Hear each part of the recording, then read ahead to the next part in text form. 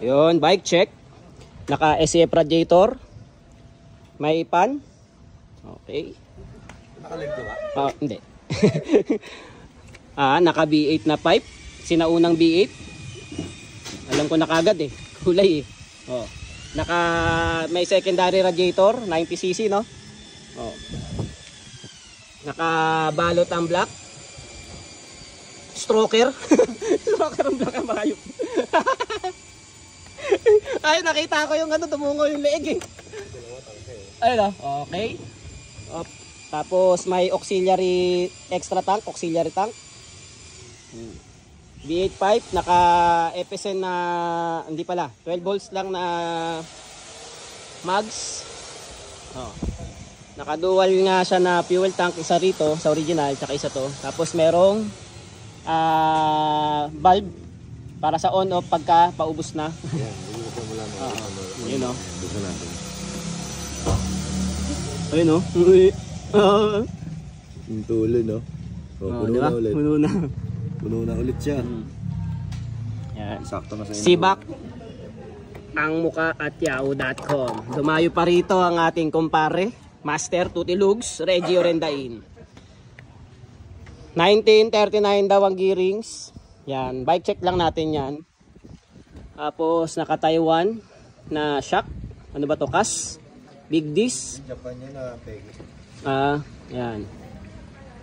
Naka 32. Sasabak daw to mga boss sa saan mo ba sasabak to? Endurance. Ilang kilometers? 550 kilometers mga boss. So sa lahat ng mga nagtatanong kung kaya bang lumayo ng Dio, ayan. Not necessarily naman na kailangan natin dalawa radiator, pero syempre pwede namang isa lang eh. Pero technically kung gusto mong mas lumamig, mababaliwala kasi itong secondary rad mo kung hindi mo rin naman ito bubutasan kasi hindi niya kayang palamigin to. So maganda yung approach ni Luga. So, naka TWP rin na gulong.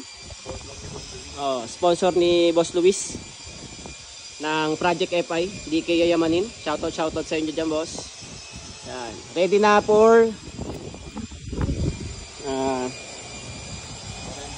endurance. Total of 9 liters gas.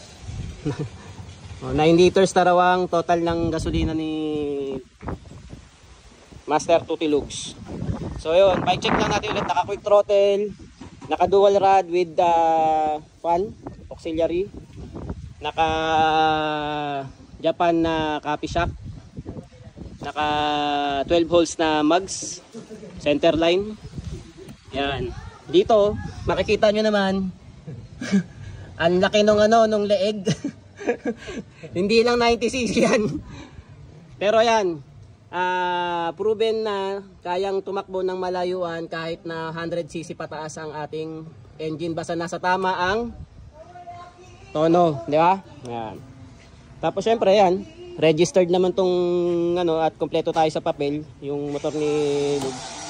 Yan. Karaniwan lang mga pyesa yan. Pero, di ba? Mga panggilid yan, pangkaraniwan lang yan. Pangkaraniwan, mahal na rin. Di ba? Koso, panggilid. PWH ang crank, anong crank? 666. Tongti 666. Ang Pumi, Koso, drive. Naka manifold. Ano ba yung city? City manifold lang. City manifold lang. Kailangan niya short drive. Yan. Tapos naka stock clutch lang. Stock clutch. Maganda yung stock clutch kasi sa lahat ng for me, mas maganda for me kahit nasa racing tsaka touring ang stock clutch na original. Maganda talaga siya kasi makapit tsaka syempre yung mga sinaunang materyales na ginamit maganda. Tsaka matibay. Matibay, correct. Matibay yan. Hindi mababasag. Diba? Yan. Ito yung mga motor dito. Visiting kami. Taas ng gearings dyan, 1939. Ang gearings 1939, 1340. Primary 1340, secondary is 1940. 1939. Tapos ang bola raw, 212, 311 ba? 3.9. 3.9, 11. 211, isang 12. Ang bigat pa dyan. Sinubukan ko, makikita nyo naman kanina, sinubukan natin.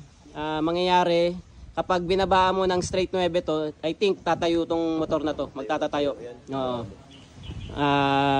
Talagang lalo na sa gaan ko, mga boss, na talagang iaangat ako nitong motor na to, tansya ko. Kaya, pero ang ganda, masarap yung ano, yung tagyan, yung handling, tsaka yung ano, yung pakiramdam nung engine, kasi maganda yung pagkaka-build dahil hindi mo mararamdaman masyado yung vibration, kasi makikita mo naman agad or mararamdaman mo pag ginawakan mo yung manibela, lalo na sa mga stroker or 100 plus cc, mararamdaman mo kaagad dito yung vibration hanggang dito sa sa upuan.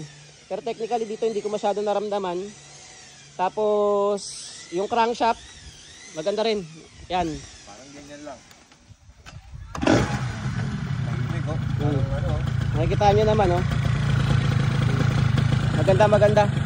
Though hindi ko alam ang specs at setup nito yung pinaka pagkakabuo ni Reggie. Pero tahimik kasi naka V8 pipe na pang stroker. Yan, V8 pipe pa pala na pang stroker. At PWPO nga rin. Alam niyo naman, medyo may kamahalan na lahat ng pyesa ngayon, kahit na Taiwan, China. Mahal pa rin. Kaya sa lahat ng mga gustong magbuo at nagpaplanong magbuo, mga boss, hindi na rin talaga biro. Saka yung nagsasabi na hindi kayang ilayo ang mga stroke. Yan, oh. Nasa tono yan. Kahit Nasa pagtutono, sa pagsisetup ng mekaniko. Siyempre, technically ito, personal bike to ni Reggie eh. Kaya mas natutuunan talaga natin ng pansin yung mga personal bike natin. Lalo na kung isasabak natin sa mga ganitong klaseng endurance. Yung mga takbuhan na malalayo. Siyempre, much better na kailangan talaga natin pagtuunan ng pansin. Hindi naman talaga lahat yan magiging 100% perfecto. Kaya kagaya nga na sinasabi natin sa mga baguhan at sa mga iba pang nagtatanong, walang perfect engine mga boss, kasi bukas makalawa naman talaga kung ando na yung hangganan ng makina o ng mga pyesa, bibigay at bibigay yan. Kaya saka yung mga yung mga baguhan sa two-stroke. Pag nagpagawa ng mga stroker, akala nila yun na lang yun. maraming gagawin. Nagugulat sila, bakit yung sa'yo, boss, malakas? Siyempre, araw-araw ko ginagalaw yan. Bawat may marinig akong tunog dyan, nagagalaw ko. Hindi katulad sa inyo, pag naibigay ko na yung motor sa inyo, obserbahan nyo yun hanggang sa gumanda ng gumanda. Hindi pwedeng isang gawa lang. Kailangan correct. 2, 3, hanggang sa ma-perfect nyo lahat. Kaya yun nga pwede nating may payo sa kanila na kailangan magkaroon din sila ng proper knowledge. Hindi lang sila sasakay sa isang motor, lalo na napakaselan na ng mga stroker engine, mga boss. May knowledge ka na kahit paano para at least alam mo kung paano mo itutono. Hindi mo alam, nagkakaroon na pa na nagmamalfunction na yung carburetor natin, hindi nyo alam paano i-spark plug reading, yung pakiramdam, sobrang init na pala ng makina natin, mag-overheat na or nag-overheat na kayo. So yun nga yung mga basic concept at basic principle or basic knowledge na pagdating sa pagtaas ng displacement, mas critical na yung yung mga bagay-bagay. So yun lang mga boss, yan, kitang-kita nyo naman. Isasabak na, ready to endurance na naman ng ating endurance, Bicol, Manila, Manila. Ayan Ayun yung last endurance. Manila, Matlog, Manila. Naputulan lang ng T-post pero dire-diretso pa rin, walang nagyari sa makina. Yan mga boss. Di ba? Layo, 1,400 kilometers. Parang akin pa tong SCF na to Asan na yung SCF ko? Sabi yun, wala na, sira na yung akin. Di ba? Tama ako. Parang alam ko. Sabi ko, akin to. Partner sa akin, parang nabulok. Normal naman yun Natagal. Pagka hindi mo nalilinis din minsan. So, yun mga boss. Yun lang. At may baka magpainom daw si Lugay. Aw!